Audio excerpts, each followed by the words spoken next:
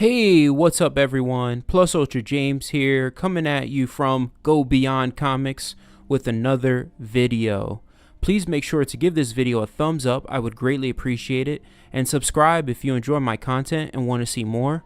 With that being said, let's get right into it. So the finale of DCeased storyline is here, guys, part 6. This is the end. I can't wait for you guys to see what's about to happen. But let's recap part 5 right now. So 2 sanctuaries were established, the Gotham Jungle and the island of Themyscira. Arcs were built for the refugees to leave Earth. An infected Martian Manhunter infiltrated the Fortress of Solitude and killed Lex Luthor. And he infected the Flash, Barry Allen, who then spread death across the world until Superman stopped him. But in the process of stopping him, the world's Man of Steel, their hope, became infected. Now, one thing I forgot to talk about in the last video is Superman's goodbye to his family after getting infected. That goodbye was one of the best final goodbye speeches I've ever heard in any medium, comics, books, films, video games. It just checked off everything for me. I love how Tom Taylor writes Superman. I think honestly he's one of the best of all time, and he's my favorite out of everyone. I think it was just so great. I eventually want to cover the Injustice comics so you guys can see how he writes Superman. But let's get started with the story. So part 6 starts off immediately after Superman becomes fully infected with the virus. Lois tells us, faster than a speeding bullet, more powerful than a locomotive, able to leap tall buildings in a single bound. But Clark had a much greater superpower. Every single person who saw him was filled with hope. But all hope was lost at 11:48 a.m. on a Wednesday. As she's saying this, an infected Superman destroys one of the largest buildings, killing everyone that was in it. The world's hope has become the world's worst nightmare. We then go to the Fortress of Solitude with what's left of the League. Cyborg says to them, if Superman is turned, then it's over. The arcs are ready, we need to leave now. Lois replies, Superman can take the arcs out in a heartbeat. Wonder Woman chimes in, we need to take him down. Black Lightning asks how. Damian shows them a USB, saying Batman left a plan to take down every major hero. Ollie's like, of course he had a plan for us all. Damian says, well, he didn't have one for you. Ollie's like, Bruce didn't think I could be dangerous? Dinah says, you heard Batman didn't have a post-mortem Machiavellian plan to end you? Ollie says, well yeah, I could be a planetary threat if I wanted to. Dinah's like, of course you could, dear. This is, I love this, going back and forth between them. She's just like, massaging his ego. Alfred mentions to Damian that his father stocked his belt himself to check his right hip pocket. Damian then pulls out kryptonite. Cyborg comes up with schematics to create a kryptonite suppressing gas. Wonder Woman says that it's not enough. Damian replies, my father knew what he was doing. We should trust him on, but then he gets cut off by Wonder Woman, saying Bruce was a lot of things, but he was never lethal. It was admirable, but we can't hold back now. Dinah asks, you have a better plan? Wonder Woman replies, of course, you think Batman is the only one with enough sense to make a plan against his friends?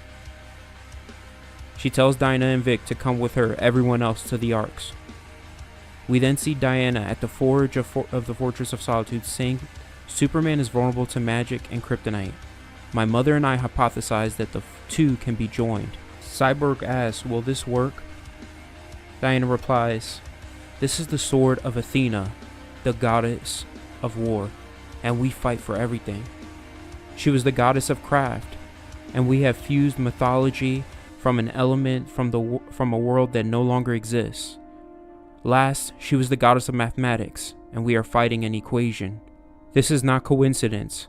I believe I hold fate in my hands. We then follow the 2 arcs. The first, at the Gotham Jungle. Wally tells Damian everyone's on board. Damian replies it's time to go. Ivy says no, she's not abandoning the green. And Harley says she's not abandoning Ivy, and the first arc leaves. We follow the second arc to Themyscira. Philippus comes to Queen Mira and Queen Hippolyta saying something is happening Mira says to Hippolyta to move the evacuation to high ground and ready her warriors around the Ark and refugees. Hippolyta asks, is it a storm? Mira replies, no, it's a tempest. We then see an infected Aquaman on top of the Kraken with an infected army of Atlanteans with him. When I first saw this, I was like, yes, give Aquaman respect, put some respect on his name. But then Green Arrow shoots an arrow through his head and he falls off the Kraken and now he's gone. Like, just when I thought he was going to get respect, Tom Taylor takes it away. God, I love Tom Taylor, but he's a jerk for this. Now Green Arrow bragging, saying, Batman thought I couldn't be dangerous. I just shot an arrow half a mile through raging winds into an undead king on top of a Kraken. F you, Batman. Queen Mira holds back the tidal wave and Queen Hippolyta tells Philippus to go. We then see Queen Hippolyta take the head of one of the infected Atlanteans. Lois narrating tells us that the infected were able to find Themyscira because when they extended the seafloor for the refugees, it was no longer hidden. We then see Wonder Girl with Antiope asking her if she's ready. Wonder Girl replies, yes, I'm ready. Antiope yells, charge! We then see Wonder Girl and an army of Amazonians charging towards the infected. When I was reading this, I was like, yes! Let's go! 300 style. We then cut to an infected Superman destroying everything. The Justice League arrives to stop him. Dinah constructs a huge speaker with her ring and blasts her Canary Kai through it, bringing the infected Superman to his knees. We cut back to the Amazonians battling like hell against the infected. Lois says that they were the fiercest warriors on the planet. They had trained and battled together for thousands of years. They had beaten myths, legends, giants, and gods. But nothing prepared them for this. We see Antiope falls and then becomes infected. Ali says all the refugees are in the Ark. Mira doesn't want to leave the Amazonians, but Ali says there's no way to extract them from that. We go to Hippolyta as she's battling with Cassie, Wonder Girl, battling the infected. Hippolyta tells Cassie it's time for her to leave, to tell her daughter Diana that the promise of Themyscira is hers to honor now. Cassie leaves. Queen Hippolyta continues to battle the infected with all the Amazonians. They fight to the very end, letting the Ark escape. We go back to the League, battling the infected Superman. Ali tells Dinah over the radio that the Arks have taken off. Superman goes to break her construct. Cyborg blasts him from behind. As he's breaking through, Wonder Woman comes and slices Superman's right arm off and stabs him through the chest. But then the infected Superman takes his left arm and stabs it through the stomach of Wonder Woman, infecting her. Dinah screams out, no. We then see the Arks escaping. The infected Superman takes notice of them and immediately flies off after them. As Wonder Woman's body is falling through the sky, Cyborg swoops in to catch her. Wonder Woman gives Dinah the sword, saying to her she has to stop him. He's seen the Arks. We then go to the Arks. John says to Damian, my father is coming. Damian replies, he's not your father. John says, I know. Damian asks, is there anything I can do? John replies, take care of my mother for me. Damian says, of course, and then they hug each other, tight, just as brothers should. Lois goes to John, and John says to her, it's okay, Mom, I know what I have to do. Lois then narrates for us, saying, we're the ones who are supposed to fight for their future, but he was the only one who could fight for ours. John was the only one standing between the last survivors of Earth and extinction. Clark would have been so proud of him. John flies right out of the Ark with all speed behind him. He meets up head on with the infected Superman.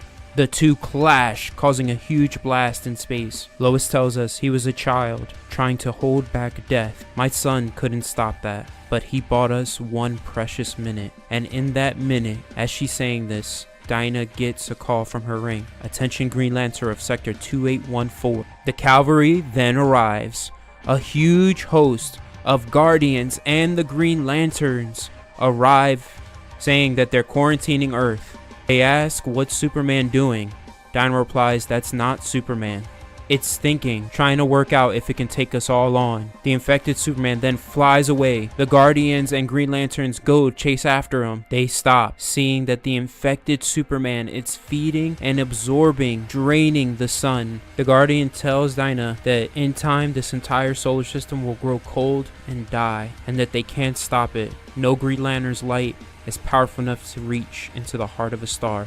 He continues saying that they will monitor the sun and the world, but it's time for humanity to leave its birthplace and look for a new world. Life has lost here. We cut back to Cyborg, who has the lasso of truth wrapped around an infected Wonder Woman, asking the equation if it can speak. The infected Wonder Woman replies, "We have a voice." Cyborg asks, "Is there a way to stop you?" The equation replies, "We are death. Nothing can stop death." Cyborg asks, "You are a virus. Is there a cure?" It replies, "Yes." Cyborg asks, "What is it? Where is it?" He yells, "Where?" The equation replies, "The cure is in you. You are man and machine. You are binary, off and on, patient zero, and the one, the alpha, the omega." Cyborg says, "That means everyone we fought, everyone we ended, they didn't have to die." The equation replies, "Everything dies." Cyborg looks up and yells, "The Arcs," saying he has to reach them. They have to know. And as he's saying this, the infected Wonder Woman jumps on Cyborg's head and rips it off, throwing his head off his body, saying life is fleeting. That is the only truth. Death is forever. We go back to the Arcs. Lois narrates and tells us, "My mother used to tell me there was no such thing as monsters. There was nothing hiding in the dark. Nothing was going to jump out of the shadows. I wish I could have told my child the same thing. But by the time he was grown, he'd faced too many monsters. I didn't know what was waiting in the dark ahead of us. There was one thing I did know. As we looked on our new world for the first time, our new start, our Earth 2, I knew the monsters were behind us now." And that is the end to the DCeased storyline, guys. Wow. I hope you guys enjoyed it. This was crazy. I would definitely recommend still buying these issues, picking them up, reading them for yourself, going through it, because it's an awesome story. Next up, we're going to do DCeased Unkillables, which takes place at the same time and same time of the story and also sometime after. It's a really good 3-part story. We're going to do that one next. But with that being said, I hope you guys really enjoyed the video. If you did, please hit that like button. I would greatly appreciate it. And subscribe if you want to see more and want to see DCeased Unkillables. Other than that, have an awesome day. Peace, love, blessings to you. And remember to always, every day, go beyond. Plus ultra. See you guys. I'm out.